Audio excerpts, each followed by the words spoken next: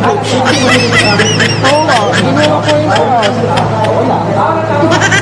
Sinabi na kasi yung taas eh.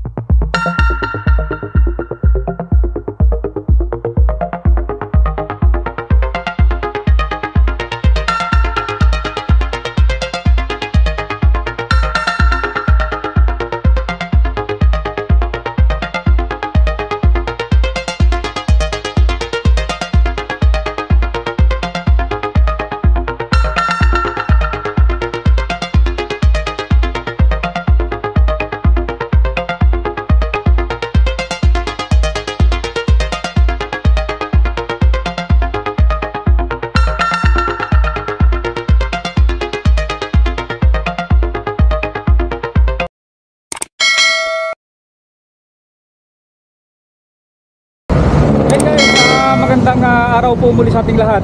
So another vlog po tayo, and for today's video guys, mayroong dito sa ano ngayon guys, sa Strong Hand dito po sa Rodriguez. Mayroon po ngayon silang club shoot game dito. So lalaroin po natin guys.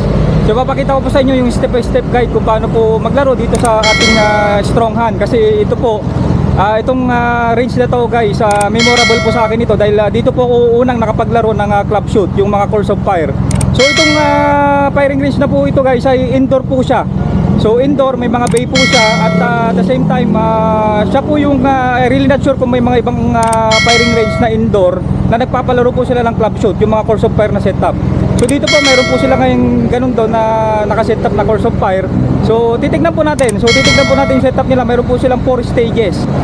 Unang laro ko po dito way back mga nasa 2018 pa yata, yung first time ko maglaro ng club shoot. So ngayon po 2024. So marami na akong pinagdaanan, marami na akong improvement sa shooting. So tingnan po natin ngayon. So ngayon lang po ulit ako bumalik dito para maglaro ulit ng club shoot. So tingnan po natin guys.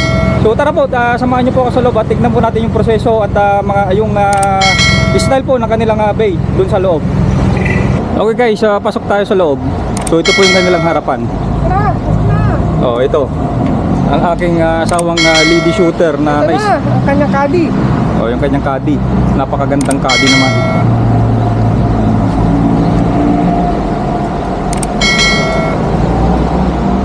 Okay, so po, ito po yung kanilang entrance, yung guard.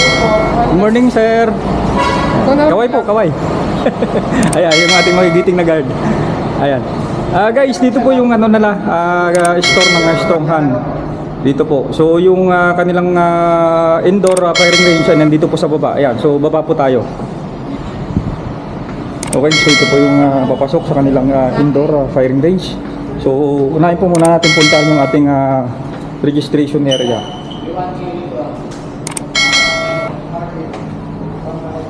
So meron na rin po silang ditong kainan or kapihan. Ayan. Okay, so ito po yung kanilang registration. Ayan, doon po sa loob nandiyan po yung kanilang Course of Fire. Ayan, ito po yung kanilang Course of Fire. Tapos dito po sa may bandang kanan, ito naman po yung kanilang mga bay. Ayan, so mayroon po silang ilang bay dito. So 1, 2, 3, 4, 5, 6, 7. So 7. Dito sa ginawa nila pong Course of Fire, dun sa kanilang club shoot, mga bay din po yan guys. Sinetapan lang po nilang mga Course of Fire. Okay, so may mga shooter na sa loob. Proceed po muna tayo sa ating registration area. Hi ma'am, good morning po. Yeah. Ma'am, magre-register po ako sa club shoot. Sige po sir. Opo. ID na lang sir, firearm registration and PTC. Opo. Opo. Hello po. Ayan ma'am, so pagka let's say po yung shooter wala pong dalang baril at gusto pong maglaro ng inyong club shoot, ano po yung requirements natin ma'am? Pwede po silang mag-rent sir. Tapos kasama na po sa 1,800 na registration fee yung baril tsaka 50 rounds of ammo. 50 rounds of ammo. Yes, Ano pong klaseng caliber yun, ma'am? Pwede po silang mamili? 9mm, caliber 40, caliber Pwede silang 45? mamili, sir, pero ang pinapahiram lang din po talaga namin is HS 2000, tsaka may 45 kami na 1911. Yun lang po. Caliber 45 at yung isang caliber po, ano po yung isa? 9mm? HS 2000 po. 9mm, 40, and 45. 45. Ano pong division yun, ma'am, sa club shoot natin? Ano natin, sir, is production. Production.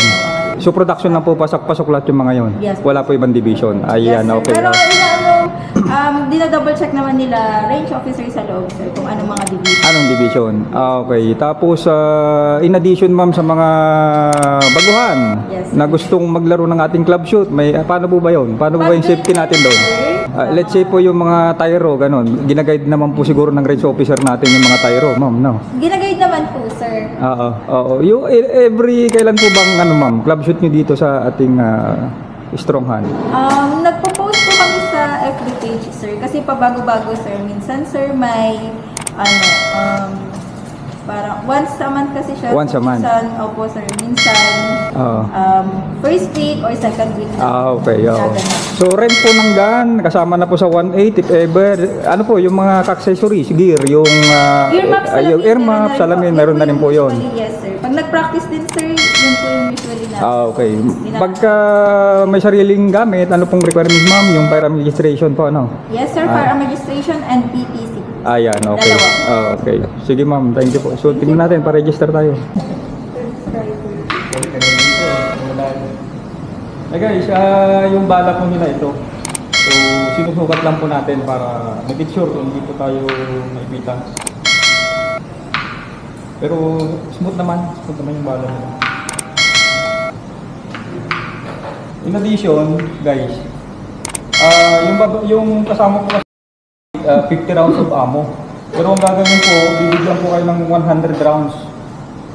Just in case lang po na nabitin kayo sa 50, yung sobra dun sa 50, mag-i-exceed sa 50, babayaran nyo na po. Magkano isang bala, ma'am? Kung 40 caliber, sir.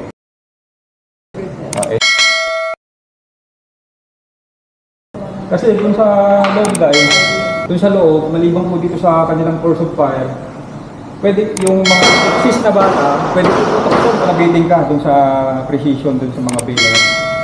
Standing precision na lang. Okay guys, yung safety area nila dito po. So dito po yung safety area nila. So dito po tayo pwedeng mag-read.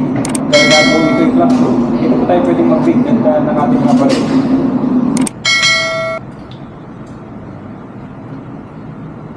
Okay guys, as additional information po, bawal po magdala ng mga sarili nating box. So meron po silang lagayan ng sarili nilang mga ating mga baril saka accessories.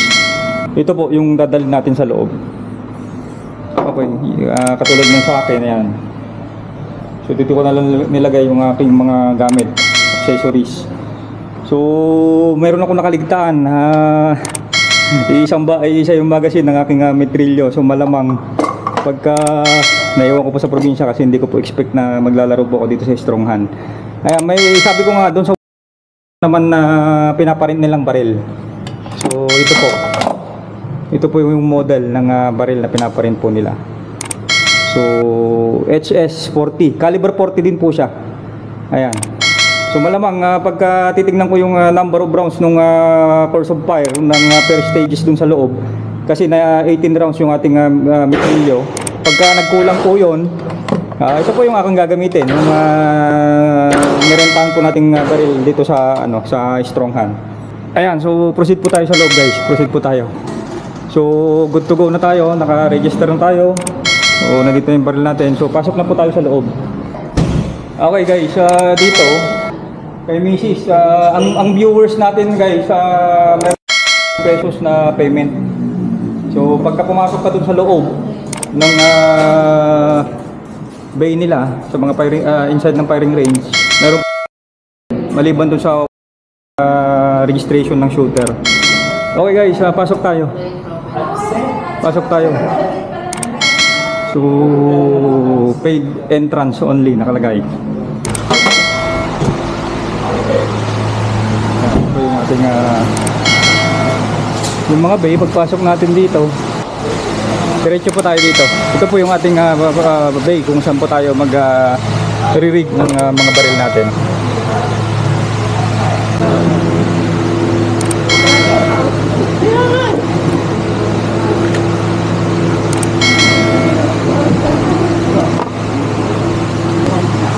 Okay.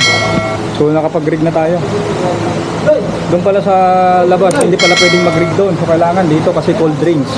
Cold range. Yung baril natin, hindi natin pwedeng ilagay sa rig natin pa habang papasok tayo dito. So dito tayo mag-rig sa loob. Kaya may mga pwestuhan kayo dyan.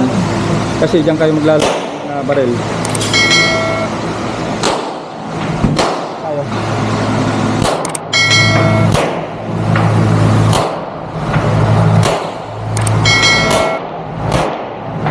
Hi, good afternoon. Shooter natin. Okay guys, tingnan natin yung kanilang course of fire. Kasi kung titingnan nyo po dito, yung malawak po na isang area, ayan, pinagkasya po nila yung 4 stages. Tingnan po natin yung kanilang stage 1. Okay, ito po yung kanilang stage 1. May nakalagay naman po dito. Ayan, minimum of number of rounds 16. So mayroon tayong 7 board, 1 no shoot, saka 2 plate. Ayan, so pinagkasya po nila yung mga course of fire. Yung ganito po ay sabi ko nga, ito ko unang nag-start naglaro ng club shoot. So ginagayad naman po tayo ng ating mga range officer dito. So yung stage 2, ito po yung kanilang stage 2. Ang stage 2 po nila may number of rounds 24 minimum. So ito po yung medyo may konting takbuhan. Kasi yung stage 1, 2 and 3 pinagsama po nila dito sa ano.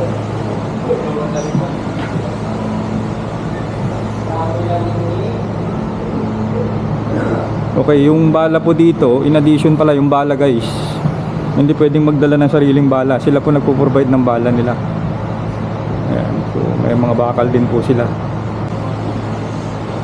Okay, in terms naman sa kanilang flooring, hindi po katulad nung nilalaroan natin sa outdoor na buhangin at lupa.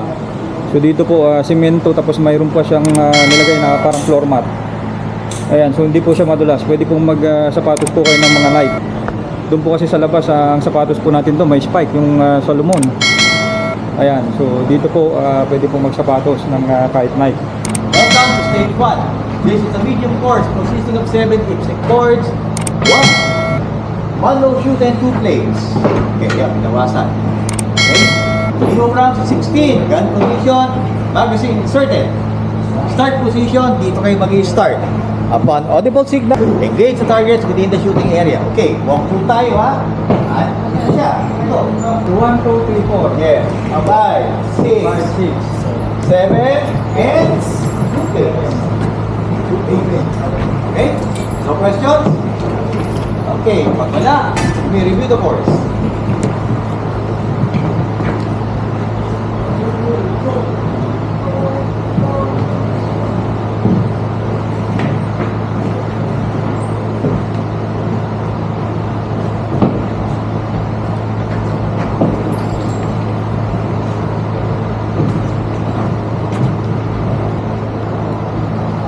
Okay, first shooter. Yun na. Sir. Yan, Isan. Teresa, Isan, yan.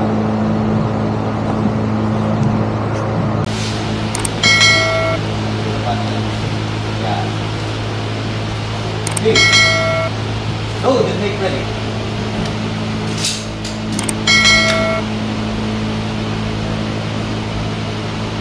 Are you ready? Stand by.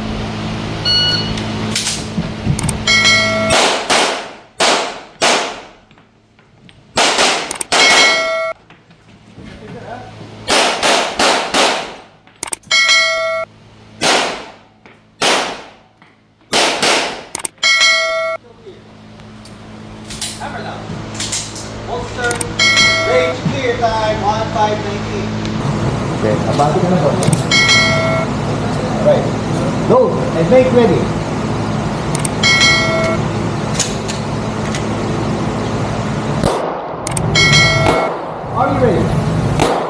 Dapat.